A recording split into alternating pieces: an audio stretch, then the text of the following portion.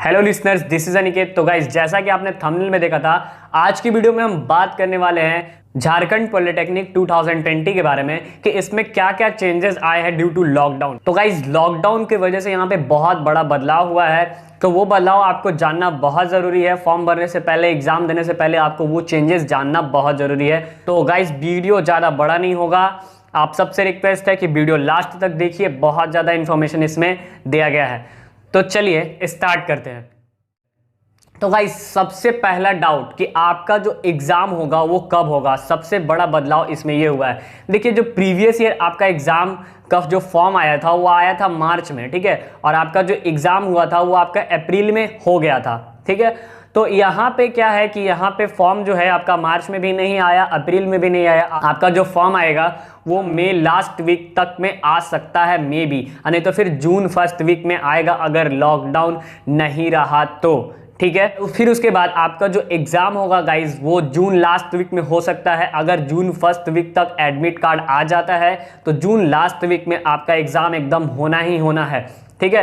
फिर उसके बाद जुलाई में आपका रिजल्ट आ जाएगा और उसके बाद आपका काउंसलिंग का प्रोसेस स्टार्ट हो जाएगा और काउंसलिंग ऑनलाइन होगा और प्रोसेस काफ़ी ज़्यादा फास्ट होगा, इसीलिए आपको तैयारी बहुत अच्छे से करना है। तो इस बार आपका जो एग्ज़ाम है वो डिले होगा, ठीक है ना। तो इसको आप थोड़ा सा दिमाग में बैठा करके रखिए और अच्छे से तैयारी। नेक्स्ट जो माइनर चेंज आया है वो क्या है गाइज, तो इसका जो नेक्स्ट माइनर चेंज है वो क्या है कि आपका जो फॉर्म भरने का फीस है उसको घटा दिया गया है, ठीक है।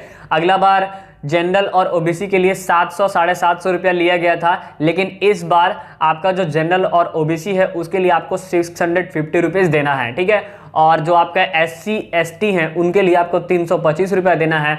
और अगर आप गर्ल्स हैं तो गर्ल्स का भी सेम वही लगेगा, 325 रुपया, ठीक है। तो यहाँ पे जो फीस है फॉर्म भरने का उसमें थोड़ा सा माइनर चेंजेस आया है। और आपका जो फॉर्म भरना है वो ऑफलाइन मोड में नहीं होगा। अगर आप ऑफलाइन मोड में फॉर्म भरते हैं तो आपका फॉर्म फंस सकता है, आपको एडमिट कार्ड नहीं मिलेगा।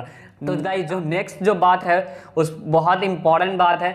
इसमें क्या है कि जो झारखंड पॉलिटेक्निक है उसमें सर्टिफिकेट्स का बहुत ज़्यादा वैल्यू है, ठीक है। आप बेसिकली झारखंड पॉलिटेक्निक का फॉर्म भरते हो तो आपके मन में बस यही रहता है कि यार डोमिसाइल बनवा लेते हैं, आवासीय बनवा लेते हैं, मेरे को एडमिशन मिल जाएगा। मैं एक बात बता दूं, झारखंड में जितने भी बच्चे फॉर्म भरते हैं सबके पास आवासीय होता है, आवासीय इनकम होता है, तभी उनको एडमिशन मिलता है। लेकिन मैं एक बात और बता दूं, आपका जो झारखंड पॉलिटेक्निक होता है उसमें बहुत सारा कोटा होता है गाइस, जैसे कि PH Kota, MCQ Kota, EWS, ठीक है, TWF, SC ST OBC, बहुत सारा कोटा होता है। तो अगर आपके पास वो कोटा वाला सर्टिफिकेट है, जैसे कि शायद आप अगर मुस्लिम हो तो आप MCQ का जो आपका सर्टिफिकेट होता है वो बनवा लो, अगर आप जनरल हो तो आप EWS का सर्टिफिकेट बनवा लो, ठीक है। और अगर आप OBC हो तो भी OBC कास्ट सर्टिफिकेट बनवा लो। इसमें क्या होता है गाइज कि आपका जो रैंक होता है ना वो रैंक घट जाता है, ठीक है। जैसे कि मैं आपको एक छोटा सा एग्जांपल देता हूं, अगर आपके पास डोमिसाइल रहेगा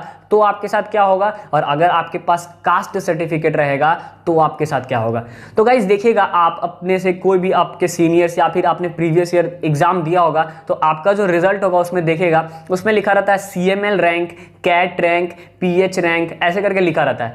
तो जो आपका CML रैंक होता है ना वो होता है सर्टिफाइड मेरिट लिस्ट। इसका मतलब क्या होता है कि आपने पूरे झारखंड के बच्चों में कितना नंबर पे रैंक लाया है, ठीक है, वो।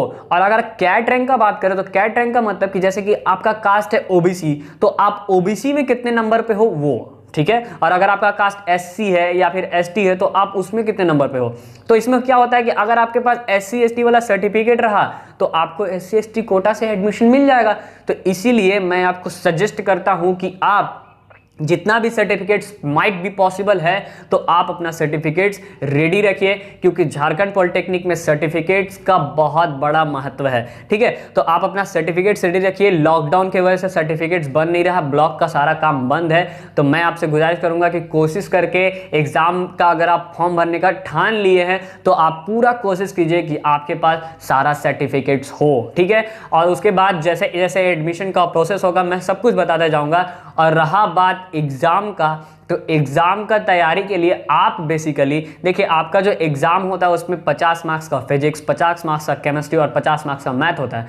तो आप मैथ को दूर ही रखिए, क्योंकि मैथ जो होता है एंट्रेंस एग्जाम में बहुत प्रॉब्लम करता है, मैथ नहीं बन पाता है। तो आप फिजिक्स और केमिस्ट्री पे फोकस कीजिए, और फिजिक्स और केमिस्ट्री में क्लास 9th और क्लास 10th को पूरा पढ़ जाइए। ज़्यादा वास्ट नहीं पढ़ना है, बस आपको एनसीईआरटी पढ़ना है। एनसीईआरटी का एक एक पॉइंट आप रीडिंग कर जाओ, वहीं से क्वेश्चन आता है। ठीक है, आपको कोई भी ब्रह्मास्त्र नहीं दे सकता है, आपको पूरा एनसीईआरटी पढ़ना पड़ेगा क्लास 9th और क्लास 10th का, तब आपका पॉलिटेक्निक बहुत अच्छे से निकलेगा। और उसके बाद आपके पास सर्टिफिकेट रहा तो आपको best out of best college मिल सकता है। तो यही था गाइज आज का वीडियो। तो गाइज अगर आपका प्यार और आपका सपोर्ट रहा तो नेक्स्ट वीडियो में लाऊंगा कि सेमी गवर्नमेंट कॉलेज और गवर्नमेंट कॉलेज क्या है, कौन सा कॉलेज आपके लिए बेस्ट होगा, कौन सा ब्रांच आपके लिए बेस्ट होगा। और कि अगर आप पॉलिटेक्निक 2020 एंट्रेंस एग्जाम का तैयारी कर रहे हैं तो मेरे चैनल पे मैं 20 वीडियोस अपलोड करूंगा, मात्र 20 वीडियोस। अगर आप उन 20 वीडियोस को देख लेते हैं तो आपका झारखंड पॉलिटेक्निक का एग्जाम निकलना एकदम अनिवार्य है, निकलेगा ही निकलेगा।